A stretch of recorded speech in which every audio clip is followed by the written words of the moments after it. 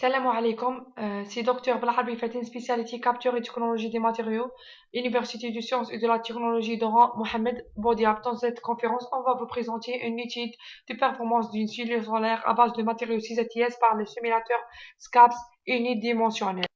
Ces dernières années, la technologie photovoltaïque à couche mince attire beaucoup d'attention par rapport aux autres technologies car à l'utilisation de faibles matériaux et l'utilisation des matériaux absorbants avec un gap direct et un coefficient d'absorption élevé et aussi elle utilise des substrats à faible coût et une température de traitement faible.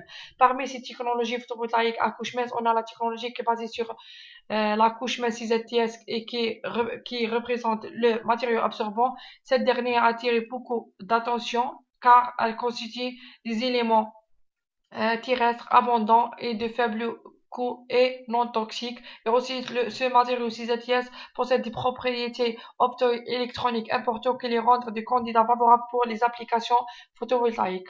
Dans notre étude de simulation par le logiciel SCAPS unidimensionnel, on a utilisé les paramètres qui sont classés dans ce tableau, tels que l'épaisseur, le gap, l'affinité électronique et des autres paramètres. Donc, comme une première étude, on a étudié l'effet de l'épaisseur de la couche absorbante sur les performances de notre cellule. On a varié l'épaisseur de la couche absorbante de 500 jusqu'à 2500 nanomètres. Donc, d'après cette étude, on a obtenu une épaisseur de 14,60% qui est le meilleur rendement pour une épaisseur de 2,5 micromètres. Donc, l'épaisseur optimale pour la couche absorbante dans ce cas est 2,5 micromètres. Comme une deuxième étude, on a étudié l'effet de la densité des porteurs de dopage sur les performances. On remarque bien d'après l'analyse de ces résultats que la meilleure densité de dopage est 10 puissance 16 cm-3 pour notre.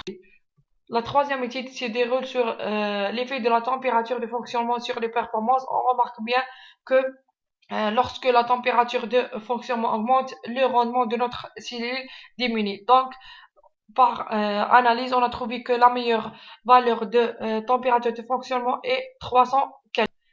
À la fin de notre travail, on a trouvé que l'efficacité de la cellule augmente avec l'augmentation de l'épaisseur de la couche absorbante. Le rendement le plus élevé est 14,60% pour une valeur d'épaisseur optimale de 2,5 micromètres. L'efficacité de notre cellule solaire est optimale pour une valeur de la densité de dopage qui est 10 puissance 16 cm-3 et aussi l'augmentation de la température de fonctionnement influe défavorablement sur les performances de notre cellule.